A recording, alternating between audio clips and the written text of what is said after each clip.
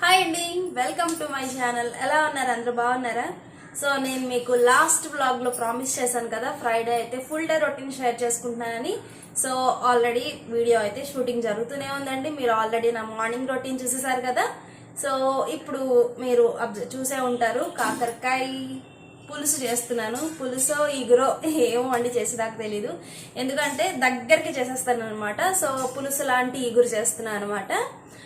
కాకరకాయ మేము చాలా తక్కువ వండుకుంటాము, అందుకని చెప్పేసి కొంచెం టేస్టీగా చేయడానికి ట్రై చేస్తున్నాను.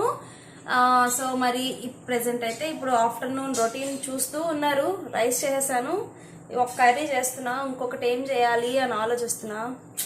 పప్పు చేద్దామా అంటే రెండు నార్మల్ కర్రీస్ అయిపోతాయి. సో ఏం చేయాలి అని చెప్పి ఆలోచిస్తున్నాను.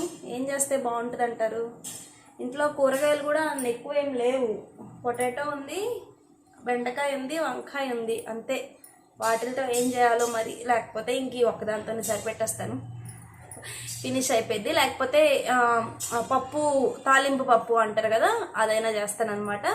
సో మరి వ్లాగ్ అయితే ఇలా మీకు ఈ రోజు అయితే డెఫినెట్గా నైట్ రొటీన్ వరకు కూడా షేర్ చేస్తానండి. ఎక్కడ కూడా స్కిప్ చేయకుండా వీడియోనైతే ఫుల్ చూడండి. మరి 24 అవర్స్ అంటే మనం ఆల్రెడీ 8 hours స్లీప్లోనే ఉంటాం కాబట్టి మీకు ఒక 16 hours వీడియోని ఒక 16 minutes or 20 minutesలో కుదించి చూపిస్తామన్నమాట. సో ఇలాంటి వీడియోస్కి ఎడిటింగ్కి కానీ వాయిస్ ఓవర్కి కానీ చాలా కష్టపడతామండి. సో మా కష్టానికి తగిన ఫలితం మీరు చూసే వ్యూస్ వల్లే మాకు వస్తుంది అనమాట. సో దయచేసి వీడియోని ఎండ్ వరకు చూడండి. స్కిప్ చూస్తూ ఉంటే చూసిన నో యూజ్ అనమాట. సో చూసేది కంప్లీట్గా చూడండి. ఒకవేళ ఇంట్రెస్ట్ లేకపోతే స్కిప్ చేయండి. ఇంట్రెస్ట్ లేని వాళ్ళని బలవంతంగా చూడండి అని చెప్పి నేనైతే ఫోర్స్ చేయలేను కదా. సో కర్రీ అయితే రెడీ అయిపోతుంది. సో పదండి వ్లాగ్ని అయితే కంటిన్యూ చేసేద్దాం.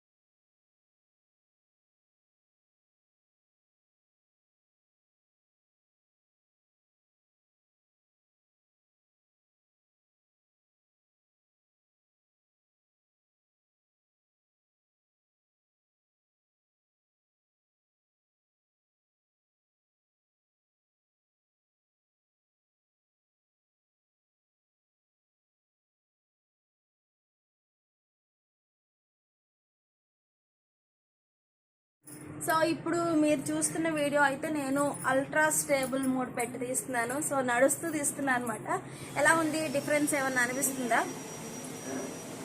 వచ్చేసాను ఇంకింట్లోకి.